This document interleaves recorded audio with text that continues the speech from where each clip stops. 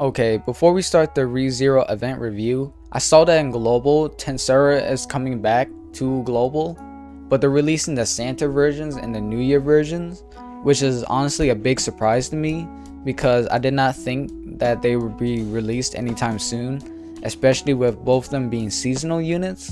But I'm not complaining because I personally love Tensura, so I'm hyped about this crossover and expect some summoning videos on them soon. And yeah, let's get right into this event review. I'm gonna go over the units, the equipment, and also the raid. Yeah, let's get right into it. ReZero came out with 4 new crossover units, Amelia being one of them, Beatrice, Rem and Ram, and all of them are decent, but none of them are too good to write home about, especially if they're not really meta changing, unlike some other crossover units like Mako, Rimuru, Serpa, Saitama. And you wouldn't really miss out much if you ended up skipping this crossover, but I would say Amelia and Rem are definitely the better out of the bunch.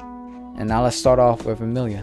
Amelia is definitely a great supporter because of her slots and her arts helping out your team by also giving damage mitigation.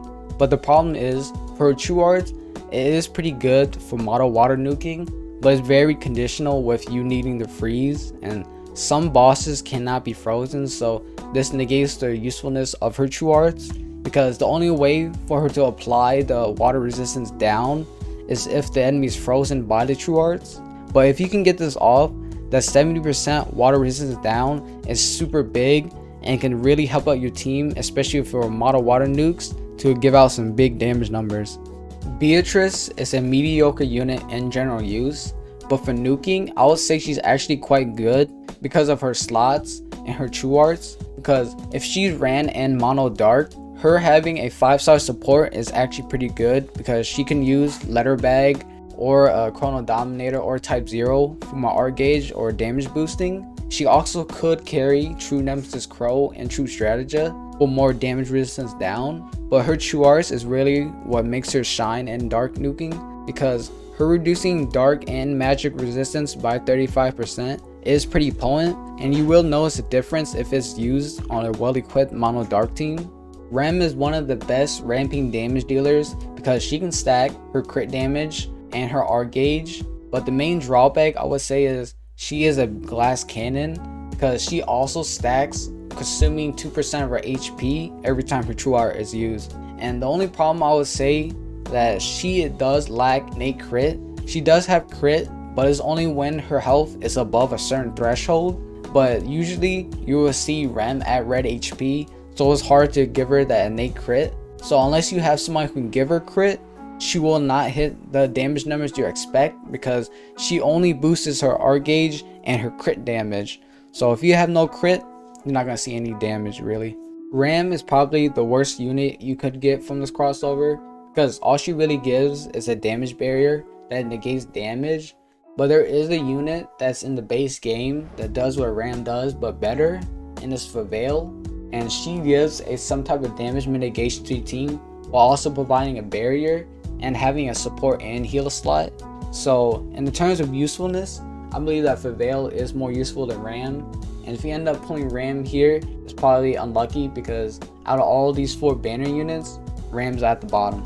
For gacha items, the first item is Ram plushies, and it's the prize of the banner, with it being a great substitute for Goku uniform and Sacred Silent Treasure, but it does get beat out in the terms of art gauge per use, but it does have more damage boosting than Goku and Sacred Silent Treasure, with it boosting attack and damage by 30%. So if you're lacking one of those 2 items, this wouldn't be a bad pickup at all. Roswell Mansion Maid uniform is the 5-star magic from this crossover.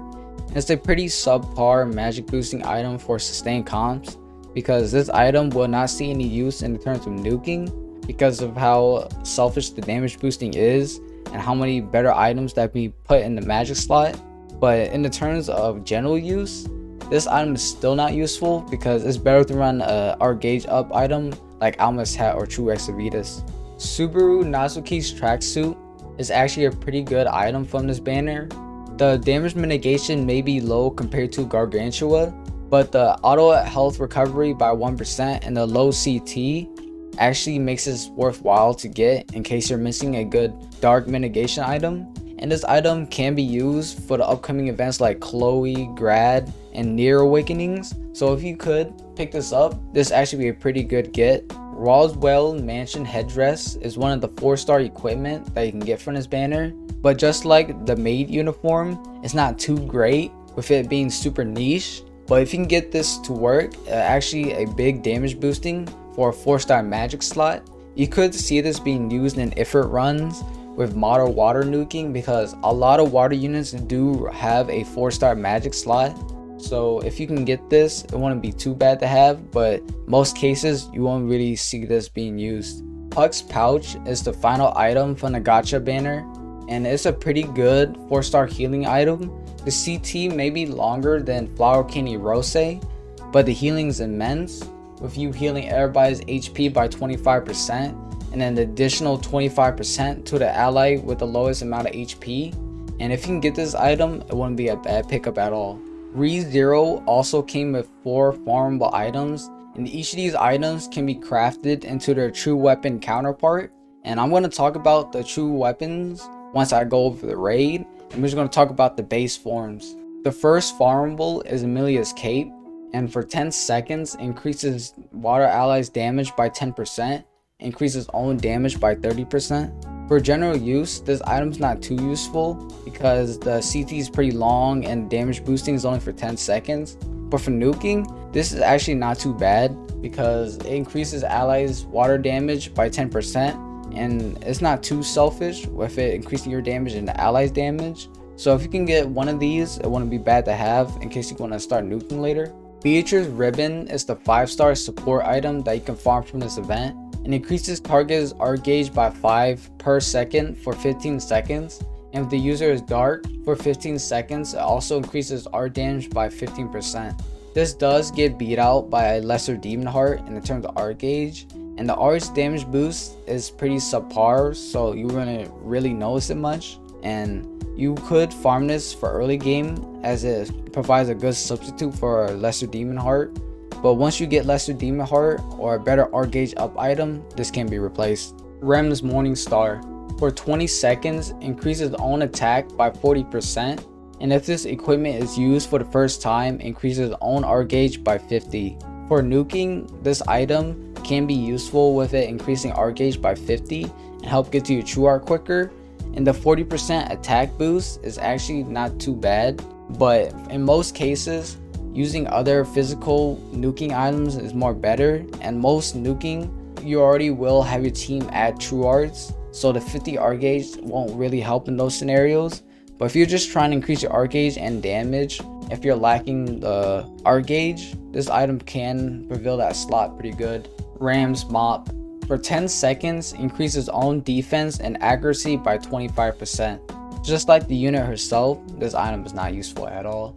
Increasing your own defense and accuracy is really niche, and the increasing defense is not really useful on most tanks because a lot of tanks do not have a magic slot, so this item will not be used anywhere, and I just recommend farming one of these just for like collection purposes.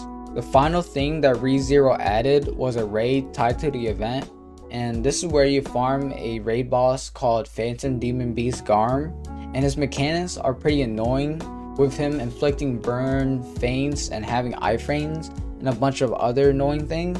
But this is where you're going to find the material to craft your true weapons. And to craft your true weapon, you just need to go to your home screen, go to equipment, then crafting, then at the bottom, you should see all the true weapons. When you craft these equipment, the third ability is always randomized, and unlike Megio Jackio Bomb and Goblin Slayer's Dagger, you cannot reroll these abilities.